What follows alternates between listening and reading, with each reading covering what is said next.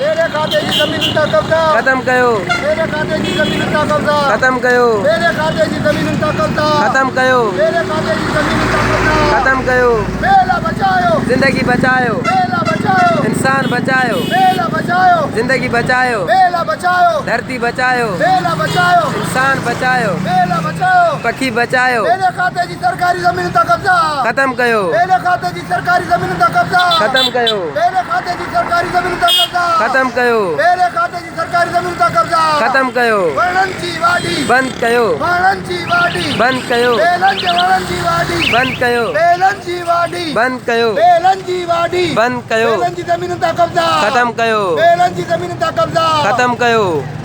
world emergency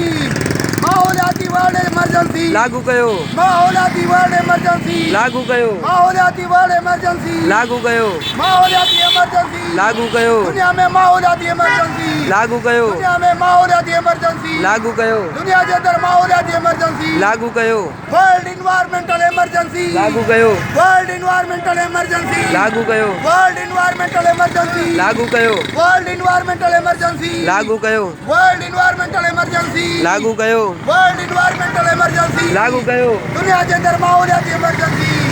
लागू दुनिया के कयो अंदर माहौलियाती इमरजेंसी लागू कयो दुनिया के अंदर माहौलियाती इमरजेंसी लागू कयो बेला बचाओ जिंदगी बचायो बेला बचाओ इंसान बचायो बेला बचाओ जिंदगी बचायो बेला बचाओ धरती बचायो बेले की सरकारी जमीन का कब्जा खत्म कयो बेले की सरकारी जमीन का कब्जा खत्म कयो बेले की सरकारी जमीन का कब्जा खत्म कयो बेले की सरकारी जमीन का कब्जा खत्म कयो बेले की सरकारी जमीन का कब्जा खत्म कयो बेले की सरकारी जमीन का कब्जा खत्म कयो बेले की सरकारी जमीन का कब्जा खत्म कयो बेले की सरकारी जमीन का कब्जा खत्म कयो बेले की सरकारी जमीन का कब्जा खत्म कयो बेले की सरकारी जमीन का कब्जा खत्म कयो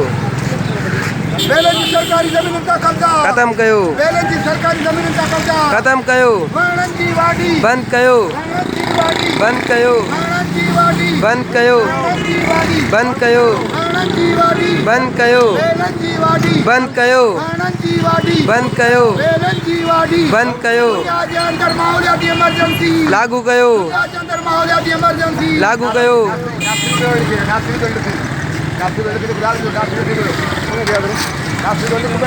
नासिक